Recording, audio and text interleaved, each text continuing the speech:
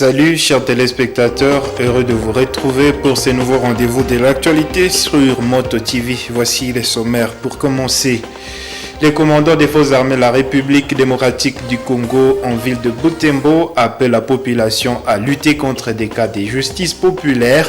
Selon les lieutenants-colonels Yvonne Kakessi, se rendre justice est loin d'être un moyen d'autodéfense pour sécuriser la ville.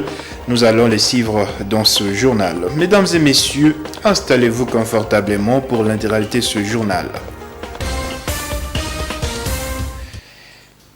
Annoncé au sommaire, le commandant des forces armées de la République démocratique du Congo, FARDC, en ville de Butembo, appelle la population à éviter de se rendre justice lorsqu'elle appréhende un hors-la-loi. Le lieutenant-colonel Ngoy Kakessi Yvonne a expliqué que la justice populaire ne permet pas de mener en avant des efforts de sécurisation de la ville. Le numéro 1 de FARDC a précisé que de personnes tuées dernièrement par justice populaire dans la ville de Butembo ne sont pas toutes de militaires FARDC, comme des rumeurs ont propagé les faits. Le lieutenant-colonel Yvonne exhorte la population de Butembo à collaborer en toute confiance avec les services de sécurité pour assurer la sécurité de la ville et épargner des vies innocentes. Nous l'écoutons dans ses propos recueillis par Gérard Mourefou.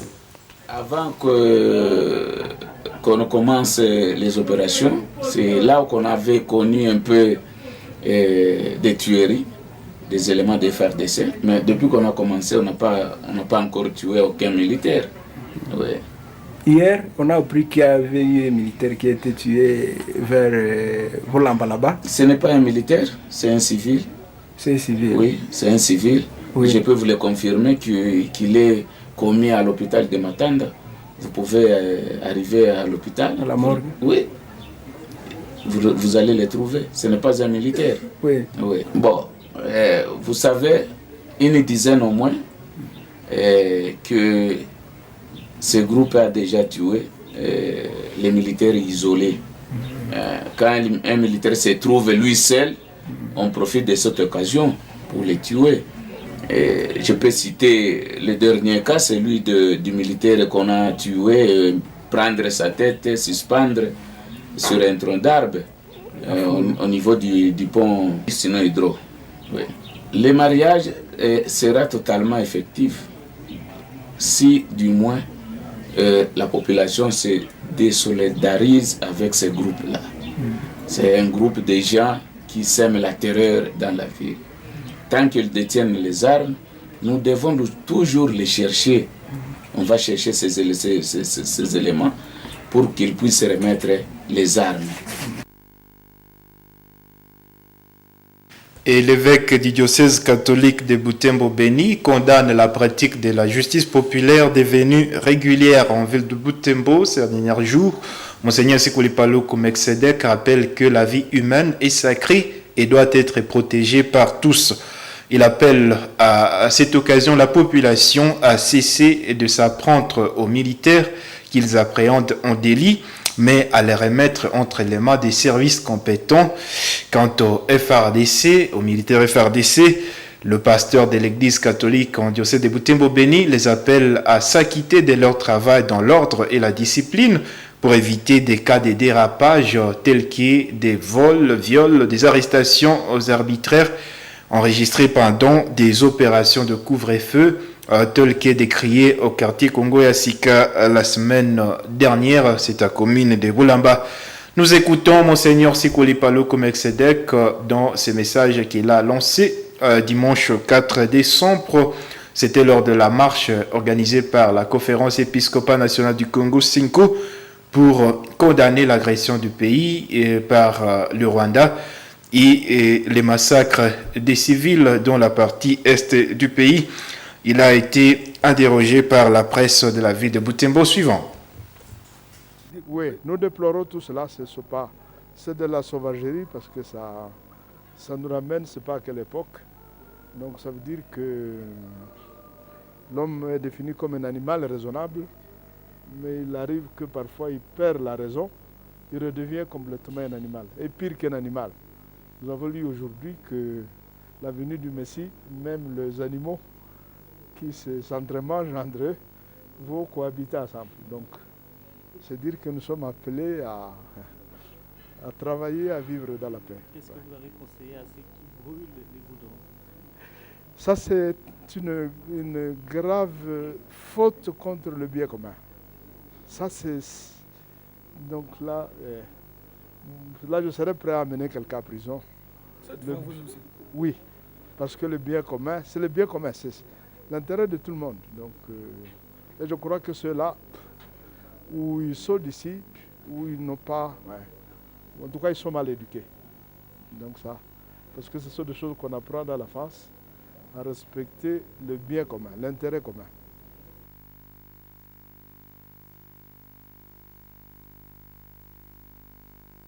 Chapitre sécuritaire encore, la société civile noyau de la commune de Boulamba alerte sur les déplacements massifs de la population de cette municipalité. C'est une conséquence de l'installation de nouvelles positions militaires dans la zone. Dans une déclaration rendue publique ce mercredi 7 décembre 2022, ces structures citoyennes demandent aux autorités d'adapter leur stratégie de sécurisation de la ville de Butembo à la concorde entre les habitants et les militaires FARDC. La société civile de Boulamba dénonce plusieurs cas de tracasseries militaires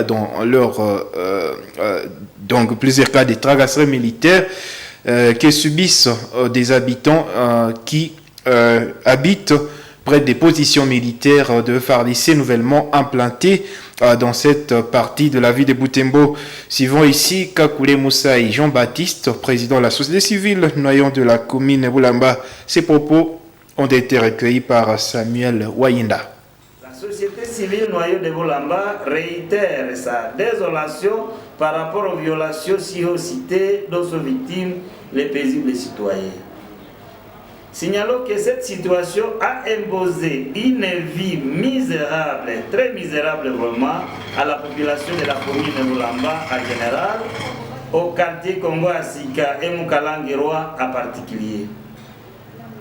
À en croire, la non-accessibilité en champ, aux écoles par les élèves et écoliers, au marché, etc.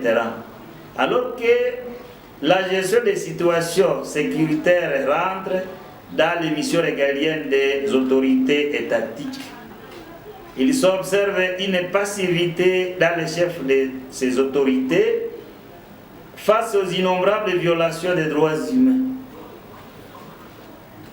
Tout en ne contredisant pas l'installation de plusieurs positions militaires dans la commune, il convient aux autorités de revoir la stratégie de pacification de la commune, étant donné que l'érection des positions militaires se révèle d'être à l'origine des atteintes à la vie, à la dignité humaine, à l'intégrité physique et à la propriété privée garantie par les instruments juridiques tant nationaux qu'internationaux. Soucieux de la restauration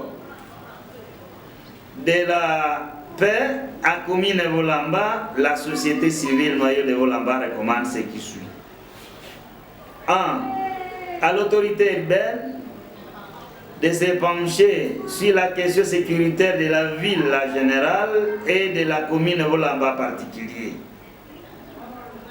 D'élaborer de nouvelles stratégies pouvant être fongibles à la multiplication des positions militaires dans cette partie de la ville, d'organiser ainsi des séances d'échange francs avec la population locale pour préserver l'harmonie longtemps brisée dans cette partie de la ville. De mettre au centre de ces actions le respect des droits et libertés fondamentales de la personne humaine, de veiller également à la discipline des éléments des forces de défense et de sécurité. 2. À l'officier du ministère public de mettre en mouvement l'action publique et contre tout présumé auteur de faits infractionnels ici au cités. Dans la page ecclésiale, les chargés de l'ordre pendant des messes sont à l'honneur ce mercredi 7 décembre. C'est la célébration de Saint Ambroise, patron des chargés de l'ordre, dans des messes dans l'église catholique. En Doyenné Mukuna, le père Kaparay a appelé ses serviteurs de l'église à l'humilité, au courage et à la fidélité au Christ. Exhortation lancée au cours d'une célébration eucharistique à laquelle ils ont pris part en paroisse Sainte-Croix de Tchabouiré. Nous suivons ce reportage de Gérard Mourefo. C'est dans cette église de la paroisse Sainte-Croix de Tchabouiré où tous les chargés de l'ordre de messe du Doyenné Mukuna se sont rassemblés pour jubiler leur fête patronale. La messe commence à 14h. Tous les chargés de l'ordre de messe s'installent dans l'église. À ce moment, l'ambiance était totale au rythme de chants à l'honneur du Saint Ambroise. Le père Kaparaï, aumônier des chargés de l'ordre de messe, a au cours de cette Eucharistie appelé tous les chargés de l'ordre de messe du Doyenné Mukuna à l'humilité, au courage et à la fidélité au Christ à l'exemple du Saint Ambroise. Au cours de cette célébration eucharistique, l'un des chargés de l'ordre de messe en paroisse Sainte-Croix Tchabouiré a conclu le sacrement de mariage. Mouhindo Dalmon, président des chargés de l'ordre de Doyenné Mukuna, note que le chargé de l'ordre de messe ont célébré leur saint patron d'une manière diversifiée. Tous les chargés de l'ordre de messe ont participé à une retraite ponctuée par l'adoration du Saint-Sacrement, à un enseignement autour de la vie de Saint Ambroise et à une célébration eucharistique, indique le président des chargés de l'ordre de messe. Saint Ambroise fut gouverneur de la province de Milan. Pendant qu'il était catéchumène, de passage, il est élu évêque de Milan par des acclamations du peuple vers l'année 397. Il est alors baptisé et ordonné prêtre, puis consacré évêque dans peu de temps. Et cette page internationale qui marque la nation congolaise, travaux de la 52e Assemblée plénière du Forum parlementaire de la communauté de l'Afrique australe à Kinshasa. Le président Félix Tshisekedi, président en exercice de la SADC, a demandé aux parlementaires de réfléchir sérieusement sur l'insécurité alimentaire qui menace l'ensemble des pays membres de cette organisation régionale, conformément au thème retenu pour ces assises. Suivez ces reportages réalisés par la cellule de communication de la présidence. Le Parlement de la République démocratique du Congo abrite, à partir de ce lundi 5 décembre 2022, au Palais du Peuple, les travaux de la 52e Assemblée plénière du Forum parlementaire de la communauté de développement de l'Afrique australe. Invité de marque de ce forum, le chef de l'État, Félix-Antoine Tshisekedi Tshilombo, président en exercice de la SADC, a rehaussé de sa présence la cérémonie d'ouverture de ces assises qui s'étendront durant 7 jours. Une cérémonie à laquelle ont pris part les présidents de 2 chambres du Parlement, Christophe Mbosso-Kodia, président en exercice du Forum parlementaire, et Modeste Bahati Lukwebo, président du Sénat, ainsi que plusieurs délégués des pays africains membres de la communauté. Placé sous le thème « Le rôle du Parlement dans le cadre du renforcement des cadres législatifs pour la paix et la sécurité dans la région de la SADC », la 52e Assemblée plénière du Forum tombe à point nommé à RDC qui vit une situation sécuritaire et humanitaire très difficile causée par l'agression du Rwanda dans l'est du pays, sous couvert du groupe terroriste M23. Les forums parlementaires de la SADC, qui se veut une émanation des populations, devraient concourir et renforcer l'intégration et la coopération régionale, a indiqué le président de la République dans son discours d'ouverture des travaux. Pour le cas de la RDC, le chef de l'État a stigmatisé l'insécurité persistante dans la partie est du territoire national. Il est de notoriété publique que ces assises s'ouvrent, comme l'a indiqué l'honorable président de l'Assemblée nationale de la République démocratique du Congo, dans un contexte crucial marqué par l'insécurité persistante dans la partie est de notre territoire, en particulier dans le Nord Kivu, en raison de la prolifération des groupes armés et notamment du Rwanda sous couvert du groupe terroriste du M23 qui s'adonne impunément à des massacres et autres actes odieux consécutifs de crimes de guerre et de crimes contre l'humanité.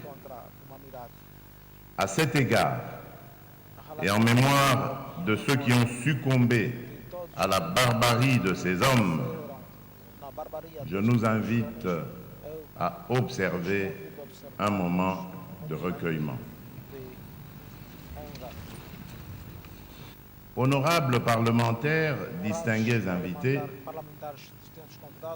parlant de l'agression nous perpétrée par le Rwanda, nous n'avons jamais cessé et jamais nous ne cesserons de condamner cette aventure belliqueuse et ignoble avec la plus grande véhémence.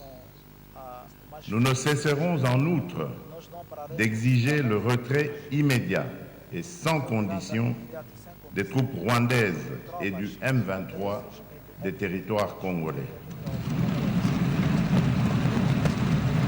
Cette position est éminemment juste et nous saluons le soutien que nous apportent les pays frères d'Afrique et particulièrement ceux de la SADC.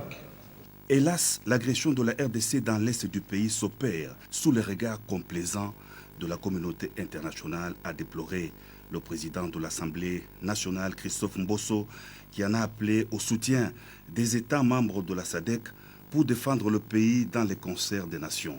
Que ces États viennent à la rescousse de leurs frères meurtris par une agression barbare du Rwanda, a renchéri le président, en exercice du forum parlementaire de la SADC dans son mot de circonstance.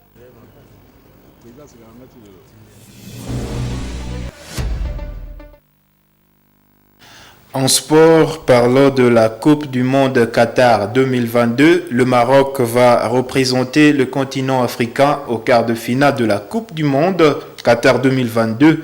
Les Lions de l'Atlas ont arraché leur ticket qualificatif à l'issue du match des huitièmes de finale qui les a opposés à l'Espagne. C'était hier mardi 6 décembre 2022, dernière journée des huitièmes de finale.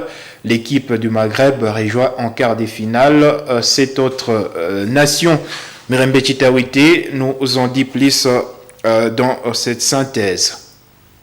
Cette journée de clôture de huitième de finale en sourit aux Africains. Le Maroc a réussi à franchir une barrière qui ne s'ouvre qu'aux équipes résistantes dans la Coupe du Monde. Après un match nul de 0 buts et une prolongation vierge, les Lions de l'Atlas ont éliminé la sélection de l'Espagne en la séance de tir au but. Score final 3-0. Cette victoire historique permet au Maroc de poursuivre sa course dans la phase finale de la Coupe du Monde. Le match de quart de finale opposera le Maroc au Portugal samedi 10 décembre 2022.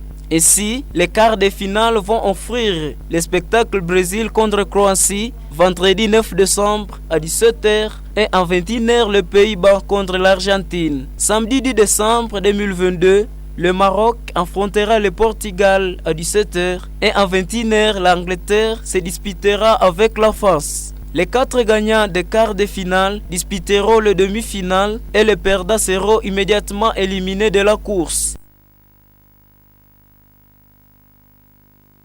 Chers téléspectateurs, c'est la fin de ce journal. Merci infiniment de l'avoir suivi. Au revoir.